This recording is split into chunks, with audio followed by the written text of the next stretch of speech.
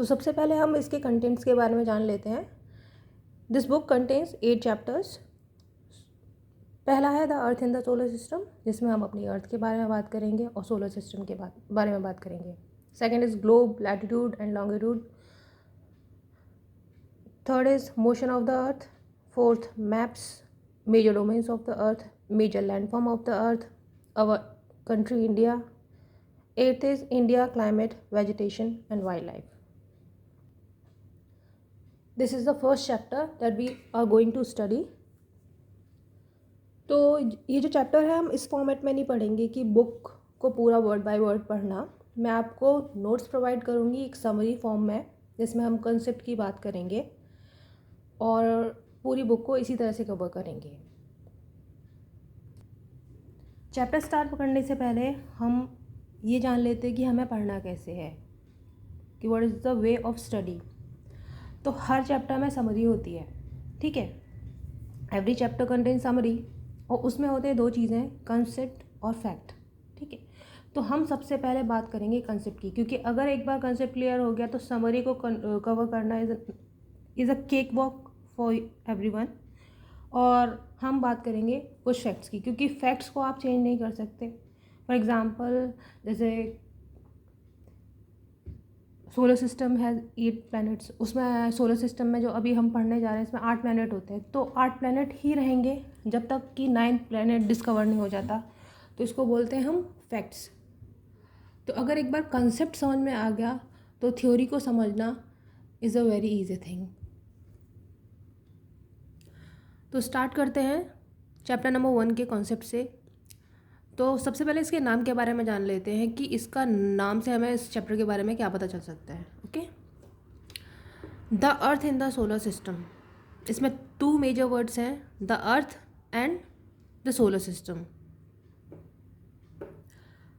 अब इसमें जो मेजर वर्ड है वो है सोलर सिस्टम, और अर्थ उसका ही एक पार्ट है सोलर सिस्टम का। तो हम सबसे पहले जानते हैं सोलर सिस्टम के बारे में।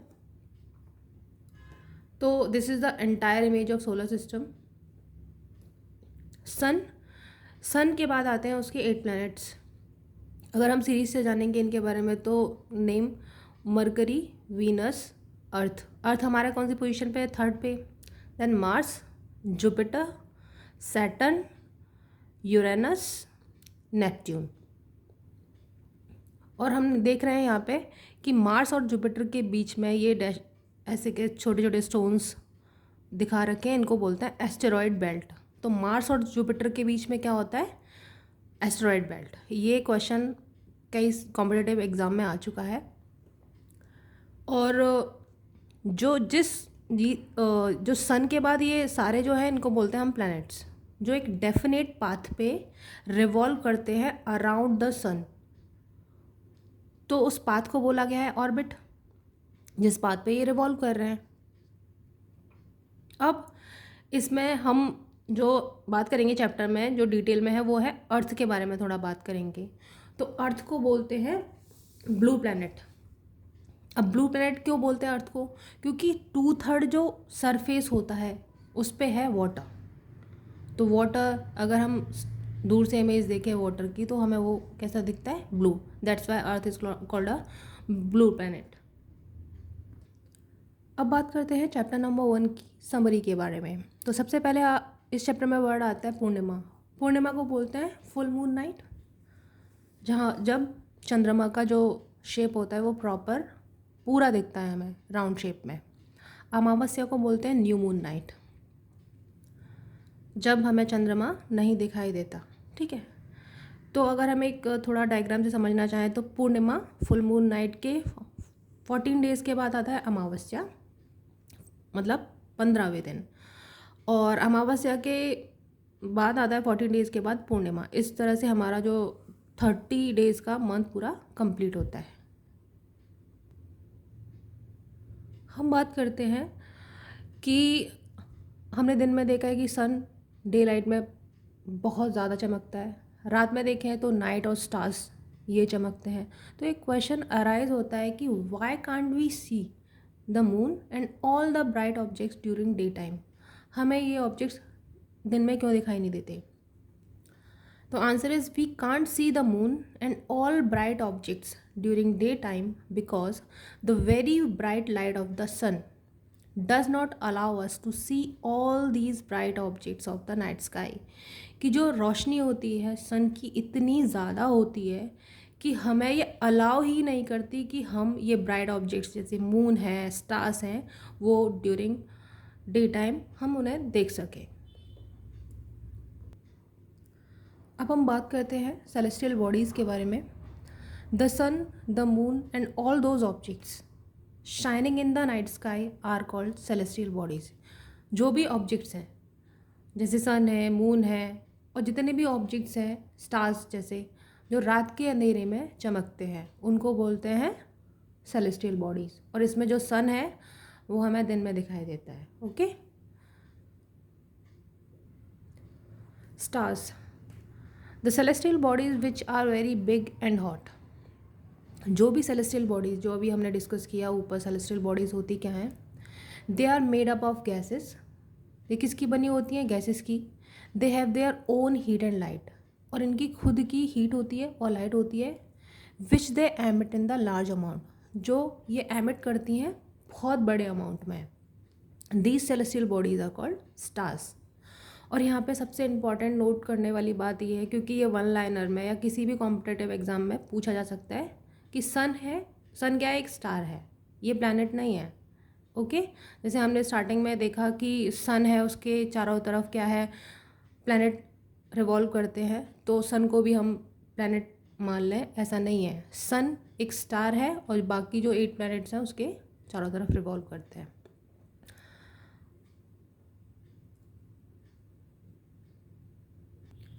जैसे हमने अभी स्टार्स के बारे में पढ़ा कि वो बहुत लार्ज बॉडीज़ होते हैं और उनकी खुद की हीट और लाइट होती है। तो यहाँ पे एक क्वेश्चन अराइज होता है कि हमें उनकी हीट और लाइट जब इतने ज़्यादा अमाउंट में होती है तो फील क्यों नहीं होती? तो यहाँ पे एक क्वेश्चन है कि why we do not feel heat and light of the stars. We do not feel heat and light of the stars because they are very far away from us. क्योंकि वो हमसे इतनी दूर हैं कि हमें उनकी हीट और लाइट फील ही नहीं होती। इसे हम एग्जाम्पल से समझ सकते हैं कि अगर देखिए कोई भी हीटिंग ऑब्जेक्ट है जो आपसे कम से कम 5-6 मीटर की दूरी पर रख रखा है, तो उसकी हीट और लाइट आपको, हीट तो फील ही नहीं होगी। ठीक है, लाइट आपको दिख सकती है लेकिन हीट तो फील नहीं होगी। ऐसे ही स्टार्स हमसे इतनी डिस्टेंस पे हैं कि हमें उनकी हीट फील ही नहीं होती। Next topic is constellation. These are various patterns formed by different group of stars. Constellation क्या होते हैं? पैटर्न होते हैं स्टार के। अगर आप रात में आसमान में देखेंगे तो स्टार्स दिखते हैं, लेकिन जो स्टार्स एक डेफिनेट पैटर्न में हैं आसमान में, तो उनको हमने बोल दिया कॉन्स्टलेशन। उसका एग्जाम्पल है उर्सा मेजर, सप्तऋषि। सप्तऋषि की इमेज हम नेक्स्ट पेज पे अभी देखने वाले हैं। Pole star, the north star indicate the north direction known as pole star. ये पोल स्टार को अगर हम हिंदी में बोले तो इसको बोलते हैं ध्रुव तारा। ये इंडिकेट करता है नॉर्थ डायरेक्शन को। It always remain in the same position in the sky. ये हमेशा एक ही पोजीशन में दिखता है। और तारों की पोजीशन आपको चेंज होती नज़र आएगी, लेकिन इसकी जो पोजीशन होती है वो सेम रहती है over the year. We can locate the position of the pole star with the help of the Saptarishi. जैसे अभी हमने कॉन्स्टलेशन डिस्कस किया था, उसमें सप्तऋषि आया था। तो सप्तऋषि क्या, ग्रुप ऑफ 7 स्टार होते हैं, उसको बोलते हैं सप्तऋषि। जैसे यहाँ पे इमेज में दिखा रखा है आपको 1 2 3 4 5 6 7 7 स्टार है, इसको बोला गया है सप्तऋषि। सप्तऋषि की हेल्प से हम नॉर्थ स्टार को इंडिकेट करते हैं। पुराने टाइम में क्या था कि लोगों के पास वॉचेस नहीं थी, तो उनको पता नहीं था कि डायरेक्शन कहाँ है, तो वो नॉर्थ स्टार की हेल्प से ये डिफाइन करते थे कि नॉर्थ उत्तर दिशा, नॉर्थ को बोलते हैं उत्तर दिशा कौन सी है, ईस्ट कौन सी डायरेक्शन है, वेस्ट कौन सी डायरेक्शन है। क्योंकि अगर हम आप एक डायरेक्शन के बारे में पता कर लेते हैं तो आपको बाकी डायरेक्शन के बारे में अपने आप ही पता चल जाता है। तो उसके बारे में वो पता कैसे करते थे कि अगर आपका फेस इधर है और जो लास्ट जो 7 स्टार है सप्तऋषि हैं, उनके जो 2 स्टार्स हैं उनको बोलते हैं पॉइंटर स्टार्स। अगर आप यहाँ पे खड़े हैं और पॉइंटर स्टार्स से आप देखते हैं तो नॉर्थ स्टार की जो डायरेक्शन है आपको वो मिल जाती है। तो अगर नॉर्थ ये है तो वेस्ट डायरेक्शन ये हो गया, ईस्ट ये हो गया, और इसके जो नीचे है वो साउथ हो गया। अब हम बात करते हैं प्लैनेट्स की। Some celestial bodies do not have their own heat and light, they are led by the light of the stars. कुछ सेलेस्टियल बॉडीज़ ऐसी होती हैं जिनकी खुद की हीट एंड लाइट नहीं होती, वो हमें दिखती हैं bye the light of the stars. जो स्टार की लाइट होती है उनकी वजह से वो हमें दिखाई देती हैं। प्लैनेट्स का मतलब ग्रीक में होता है प्लैनेटाई। प्लैनेटाई का मतलब होता है वॉन्डरर्स, मतलब जो घूमते रहते हैं। स्टार्टिंग में हमने बात की थी कि जो प्लैनेट्स होते हैं वो ऑर्बिट पे सन के चारों तरफ चक्कर लगाते हैं। They are revolve around the sun in a definite path, जिसे हमने बोला था orbit. How does a planet differ from a star? क्योंकि अभी हमने प्लैनेट के बारे में पढ़ लिया, स्टार के बारे में पढ़ लिया, तो इन दोनों में क्या डिफरेंस होता है? प्लैनेट के बारे में सबसे पहले पढ़ते हैं। They do not have their own heat and light. अभी हमने पढ़ा है खुद की हीट नहीं होती, लाइट नहीं होती। They are led by the light of the stars. ये चमकते हैं किसकी लाइट से? स्टार्स की। Stars they have their own heat and light, खुद की हीट एंड लाइट होती है। They are form of gases, they are led by their own light. ये खुद की लाइट से चमकते हैं। सोलर सिस्टम, हमने इमेज देख रखी है इसकी कि सोलर सिस्टम होता क्या है। तो let's go through the summary. The sun, 8 planets, satellite जो अभी हमने पढ़ा नहीं, आगे पढ़ेंगे, सम अदर सेलेस्टियल बॉडीज़। और वो सेलेस्टियल बॉडीज़ कौन सी हैं? एस्टेरॉइड्स एंड मीटेरॉइड्स, इनके बारे में भी डिस्कस करेंगे। फॉर्म द सोलर सिस्टम, इन सब से मिलके बनता है solar system. It is often called a solar family with sun as its head. तो इसको सोलर फैमिली भी कहते हैं। क्यों? क्योंकि इसका जो हेड होता है मेन, वो होता है सन, क्योंकि सारे प्लैनेट्स तो उसके चारों तरफ ही घूमते हैं। आगे हम सोलर सिस्टम के बारे में थोड़ा और डिटेल में जान लेते हैं कि इसमें इनर प्लैनेट्स और आउटर प्लैनेट्स का कॉन्सेप्ट है। कि इनर प्लैनेट्स क्या होते हैं? They are very close to the sun. अगर हम इमेज में देखेंगे तो मरकरी, वीनस, अर्थ, मार्स, इनको बोलते हैं हम inner planets. They are made up of rocks, ये रॉक्स के बने होते हैं। स्मॉल इन साइज़, तो हमें जैसे दिख रहा है इमेज में कि ये जो चारों प्लैनेट्स हैं इनका जो साइज़ है ये वाले प्लैनेट से कंपैरेटिवली छोटा है, तो they are small in size.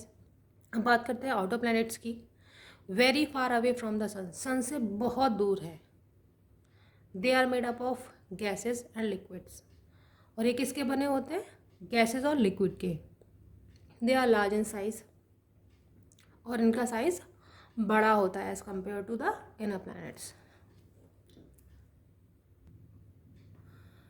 तो अभी हमारे दिमाग में एक क्वेश्चन आना चाहिए कि इनर प्लैनेट्स और आउटर प्लैनेट्स का हमने डिफरेंस तो कवर कर लिया, लेकिन बताया गया कि they are made up of rocks, ये रॉक्स के बने होते हैं, और आउटर प्लैनेट्स बने होते हैं लिक्विड और गैसेस के।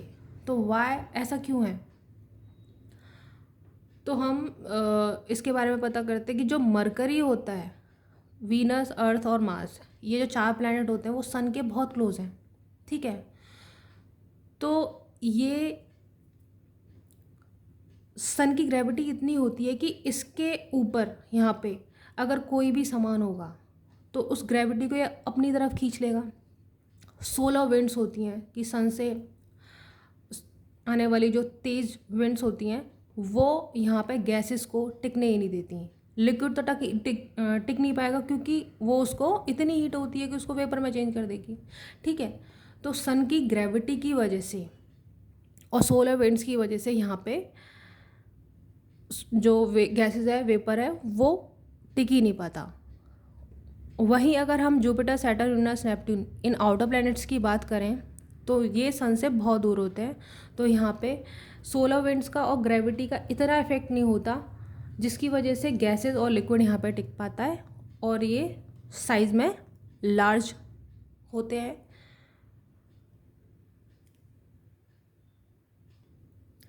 नेक्स्ट टॉपिक इज़ द सन.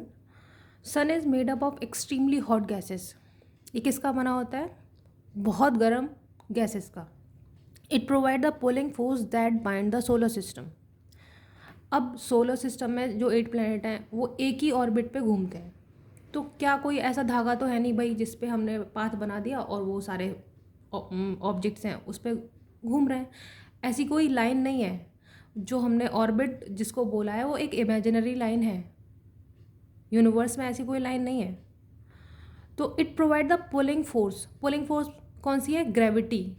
जिसे हम ग्रेविटी बोलते हैं वो उनको बाइंड किए हुए है, बांधे हुए है, जिससे कि वो एक डेफिनेट पाथ में रिवॉल्व करते हैं. It is ultimate source of heat and light.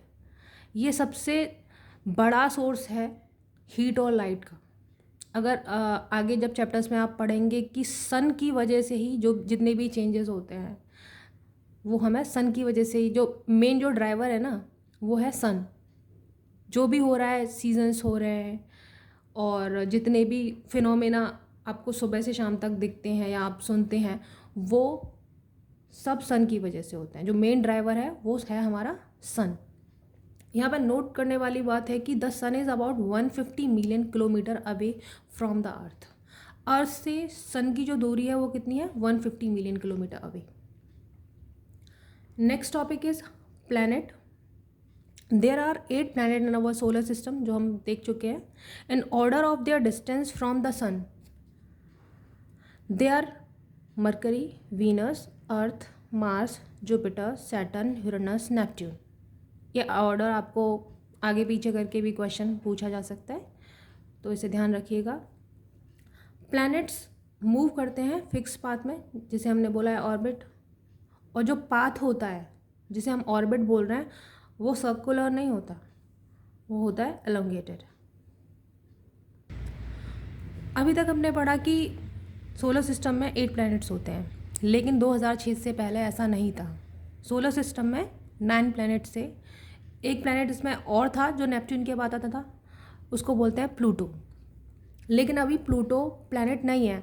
तो ऐसा क्या हुआ कि प्लूटो को डिक्लेयर कर दिया गया कि ये प्लैनेट नहीं है? ऐसी कौन सी कंडीशंस होती हैं जिनसे हम बोलते हैं कि ये चीज़ प्लैनेट है या ये जो ऑब्जेक्ट है वो प्लैनेट नहीं है? तो अब हम उनके बारे में डिस्कस करते हैं. सबसे पहले हम जान लेते हैं कि कौन सी ऐसी कंडीशन होती हैं. ऐसी कौन सी कंडीशन होती हैं जिनसे हम बोलते हैं कि ये प्लैनेट है. Pre condition to be called a planet. तो इसकी 3 कंडीशन होती हैं. Object should orbit around the sun. Object जो है सन के चारों ओर घूमना चाहिए. Object should have a round shape due to its gravity. Gravity की वजह से उसकी जो शेप होनी चाहिए वो राउंड होनी चाहिए. Object should have clear it's neighbour. तो जो ऑब्जेक्ट है उसके आसपास में कुछ भी नहीं होना चाहिए, ठीक है. उसका नेबर क्लियर होना चाहिए. फॉर एग्जांपल अगर बात करें जैसे हमारा घर है उसके आसपास कचरा पड़ा हुआ है, ठीक है. ऐसे ही आसमान में जब प्लैनेट के आसपास कुछ रॉक्स होती हैं, ऑब्जेक्ट्स होते हैं, तो वो नहीं होना चाहिए. उसका जो नेबर है वो क्लियर होना चाहिए. तो अगर ये तीनों कंडीशन फुलफ़िल हो रही हैं तो हम उसको बोलेंगे प्लैनेट. लेकिन प्लूटो के केस में ऐसा नहीं था. वो ये 2 कंडीशन को फुलफ़िल कर रहा था. Planets that satisfies these 2 condition are known as dwarf planet. तो अगर कोई भी प्लैनेट इन दोनों कंडीशन को फुलफ़िल करता है तो उसको बोलते हैं हम ड्वार्फ प्लैनेट. तो प्लूटो जो है इन्हीं 2 कंडीशन को सेटिस्फाई कर रहा था, इसलिए उसको बोला गया ड्वार्फ प्लैनेट. तो यहाँ पे उसकी जो कंडीशन थी कि थर्ड वाली वो फेल हो गई कि उसका जो नेबर था वो क्लियर नहीं था. यानी कि वहाँ पे कुछ ऑब्जेक्ट्स थे, उसके आसपास कुछ ऐसा सामान था जिसकी वजह से उसको इंटरनेशनल एस्ट्रोनॉमिकल यूनियन ने 2006 में डिक्लेयर कर दिया कि प्लूटो प्लैनेट नहीं है. तो अभी जल्दी से रिकॉल कर लेते हैं कि अभी हमने क्या पढ़ा है. तो पहला टॉपिक हमने क्लियर किया पूर्णिमा और अमावस्या क्या होती है, सेलेस्टियल बॉडीज़ क्या होती हैं, कि जो भी चीज़ें चमकती हैं उनको सेलेस्टियल बॉडीज़ बोला गया. कॉन्स्टलेशन के बारे में बात की कि जो फिक्स्ड जो पैटर्न्स हैं स्काई में स्टार्स के बारे में बात की, जिसमें हमने डिटेल में पोल स्टार के बारे में बात की. स्टार्स जो गैसेस के बने होते हैं, उनकी खुद की हीट और लाइट होती है। प्लैनेट के बारे में बात की, प्लैनेट्स क्या होते हैं, 8 प्लैनेट्स जो रिवॉल्व अराउंड द सन।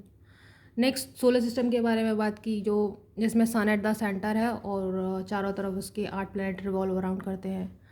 सन जो सोलर फैमिली का हेड होता है उसके बारे में बात की।